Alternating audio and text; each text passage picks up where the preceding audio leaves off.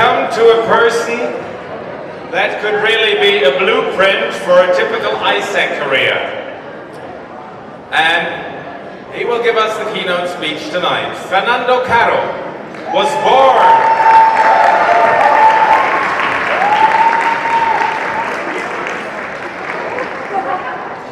Fernando Carro, he was born in Barcelona, in Spain, 60 years ago. His parents sent him to the German school in Barcelona, where he learned German, of course, and where he finished his Abitur in 1982. Afterwards, he did an apprenticeship at AIESEC chemical firm in Spain, followed by a study of industrial engineering at the University of Karlsruhe in Germany. Anybody here from Karlsruhe? Woo! Fernando joined AIESEC in 1986, was local committee president in 88, and president of AIESEC Germany in 1990-91. In his term, he organized also the International Congress that year in Villingen in Hessen, in Germany in 1991. And he was elected also president of AIESEC International for 2 consecutive years, until 1993.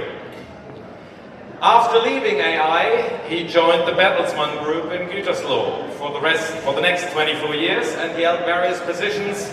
From 2015, he was CEO of the Avato AG. But in 2018, he went into a total different business.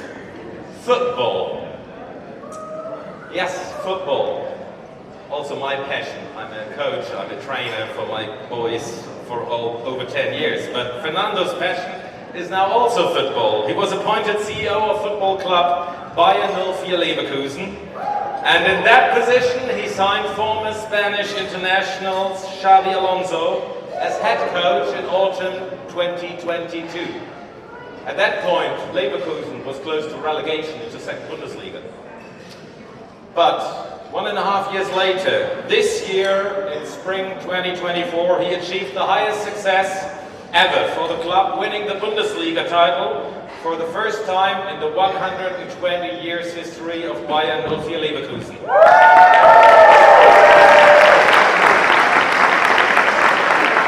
So please welcome on the stage our keynote speaker tonight, Mr. Fernando Carro.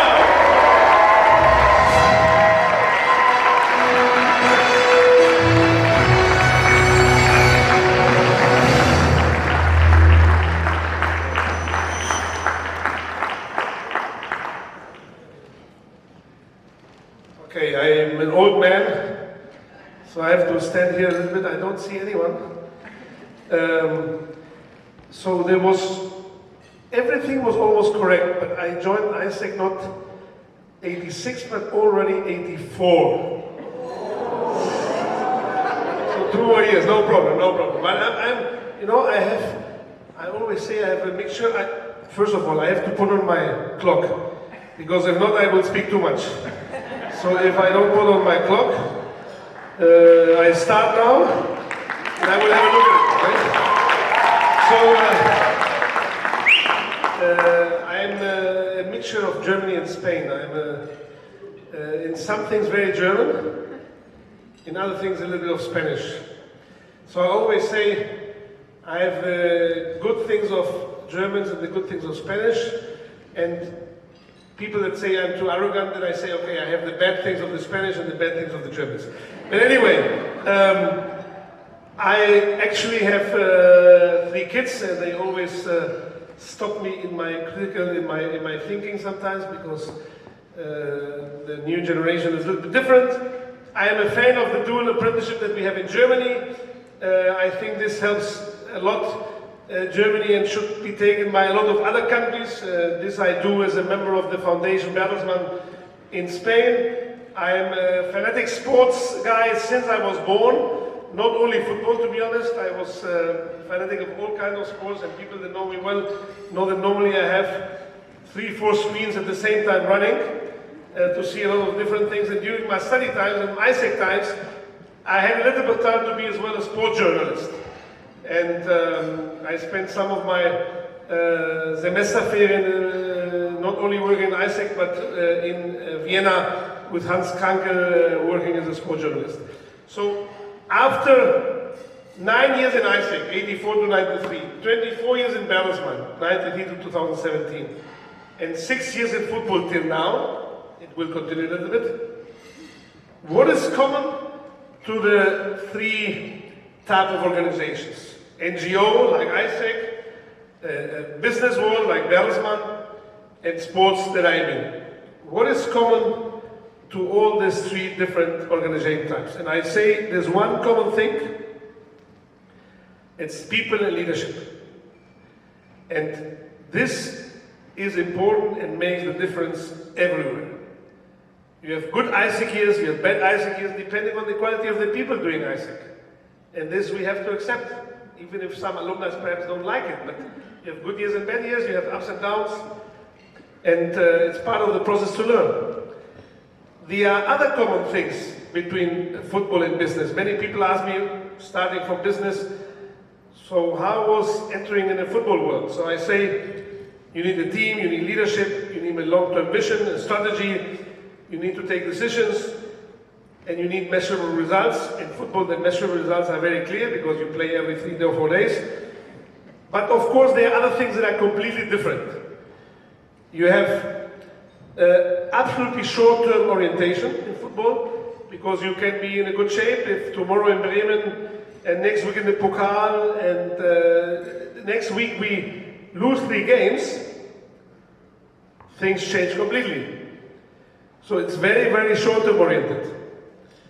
The thing that I had the most respect on when I started in football was the media impact. And I'm a guy, people who know me, and some of the people that know me best are here.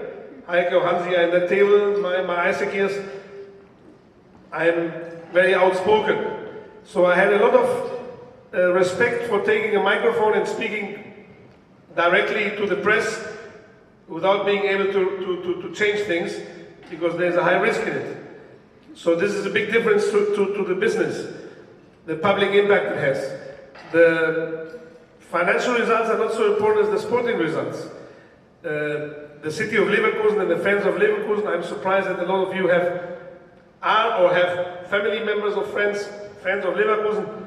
They will not be happy if we have a great financial result. They are happy if we have a good sporting result. So we have fans as stakeholders. We have, you have to accept that the only influence is indirect. So you have to try to increase the probability of success. But you know that if a player has a penalty, you cannot decide if it goes in or out. And a penalty in or out can decide a lot of things. So you have to accept that this influence is indirect, okay? So, but even with all similar things and all differences, tell me back to the important thing. What are my takes from leadership? What have I learned in all these years in different types of organization about leadership, and what are my beliefs in leadership? I would tell you 10 beliefs, a little bit. Each of you can take 1 or 2. Either you remember none, or you remember 1 or 2, but some of you might have learned. I will start with the first one. I am a firm believer that only through involvement you get the commitment. If you really want the commitment of everyone, and I need in a football club the commitment of everyone, the players, the team, the employees, everyone that is involved, you need involvement to get the commitment. Second, every behavior is co-created. To be honest, I like conflicts. I think conflicts are needed, conflicts are necessary. But if the two parties are proud, nothing will change. Someone has to take a first step. So when I have had conflicts in my whole life in the organizations, and it's normal to have conflicts in organizations, I always say it's not a mistake of one, it's always two that have to look at it in a conflict. Every behavior is co-created. This is as well valid for your personal life and your partners or friends. Third, perception is reality. I sometimes speak with employees or whatever, and they say things that are not facts. So I say, my perception is that. So I say, well, I cannot discuss your perception because your perception is a perception. The facts perhaps can be different, but I need to understand the perceptions and then change perceptions. But the perception you cannot discuss, you cannot say it's wrong. So perception is at the end reality. Fourth thing, first step is always, and I have always, when I came into a new position, changed people, because the first thing, for me, even before defining a vision and strategy, you can do this, but I prefer to change first the people. People say structure follows a strategy. Sometimes I disagree because I say that the most important thing is always to put the right team together. And this is for me, in football is a team sports. We really analyze how to put even the football team together. So, fifth, having different backgrounds, and this is especially valid if you come from AIESEC, and different competencies improves the quality of the decision. 6, I have to go quicker because we have already 7.5 minutes. 6, having arguments is important to find the best outcome. I like to have arguments, I like to have different opinions. I don't like that everyone agrees immediately. I like disagreements, because if you argue, you're going to find better outcome. 7th, management by walking around helps to sense a little bit the silence, and management walking around for me is very, very important. 8, inviting people to take ownership, enable and authorize, is the basis for development. You need to trust, and you need to give people in your team the ownership of things. 9th, for me, very important when choosing people to work with me, proactivity is key for continuous improvement. You need to be proactive. And 10th, building trust reduces complexity and increases speed.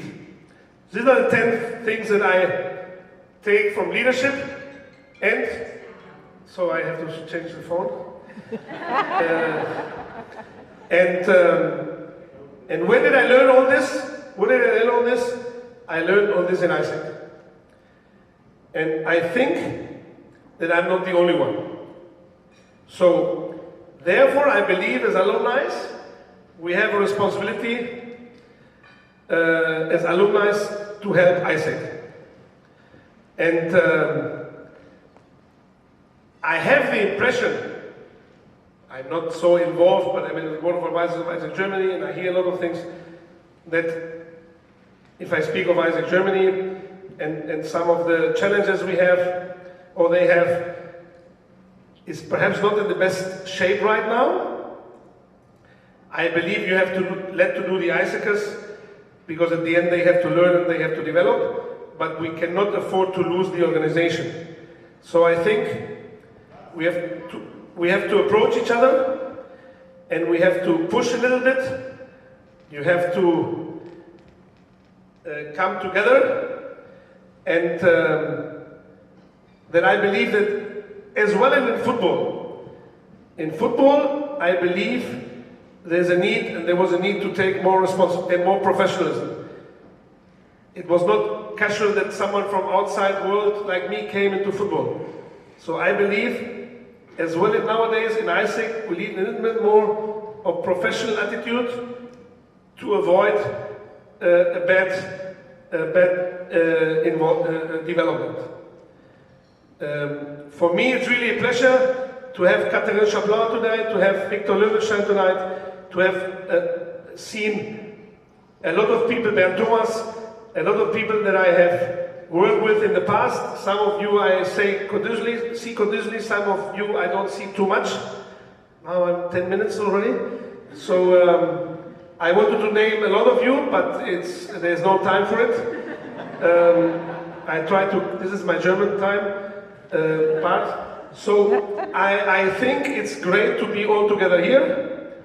I hope that we network. I hope that we get to know more people and to reconnect and I hope as well that we can help each other.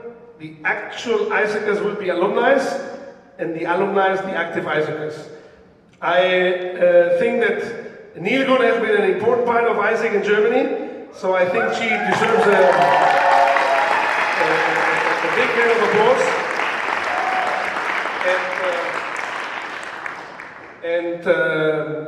Well, I have too many names to name, so I think I will stop it here and say thank you very much. I only had 10 minutes, I could have spoken for ages, but I hope you took a little bit of what I mentioned with the points of leadership you need everywhere, the difference between football and business, and the commonalities between AIESEC, football business and the business. Thank you very much for your time. It's a pleasure to be here, and all the best. Thank you.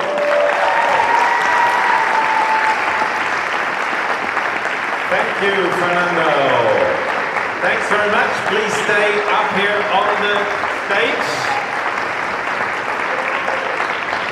This is your applause, and thanks for asking for more professionalism also for AIESEC and what we can learn from the sports industry.